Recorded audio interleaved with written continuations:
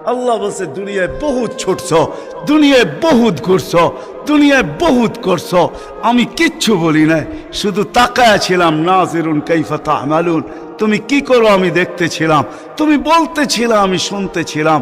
কুলতু ফাসামি'তু, আমি শুধু শুনছি, তুমি করতেছিলে আমার বিরুদ্ধে। ফাতাহাম্মালতু, আমি সহ্য করতেছিলাম, কিছুই বলি নাই।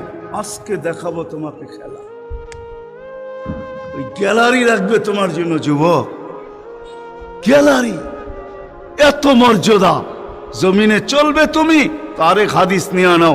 জমিনে চলবে, আল্লাহ তোমাকে দেখায় দেখায় উপর থেকে বলবে লাউলা ইয়া শাবাব, ও যুবক তুই যদি জমিনে না থাকতি, লাউলা শাবাবা খুশা, ওই যুবক যদি জমিনে না থাকতো, যারা আল্লাহর ভয়ে নিজেকে লজ্জাপতির মতো গুটায় আনিছে।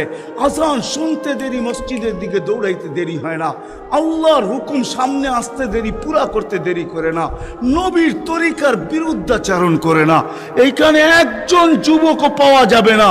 চুল তো প্রতি মাসে কাটে, প্রতি মাসে না কাটক 2 মাস অন্তর কাটে, 2 মাস অন্তর না কাটক 3 মাস অন্তর কাটে, 3 মাস অন্তর না কাটক 6 মাস অন্তর কাটে, 6 মাস না কাটক 2 ঈদে তো কাটেই কাটে।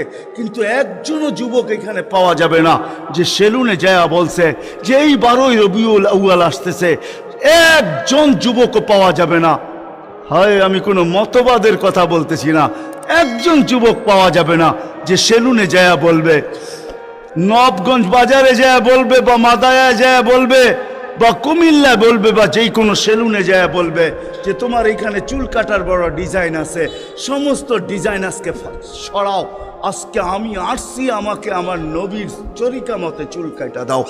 একজন যুবক এখানে পাওয়া যাবে না। যেই যুবক জীবনে বলছে যে আমাকে নবীর তরিকা মতো আজকে চুল কাটা দাও, আজকে কোন স্টাইল না, মুহাম্মদুর রাসূলুল্লাহর স্টাইল। যদি বলে তুমি এই স্টাইলে চুল কাটবে কেন, বলছে চুল কাটা দিয়ে জান্নাতে যেতে চাই। হ্যাঁ হ্যাঁ সত্য।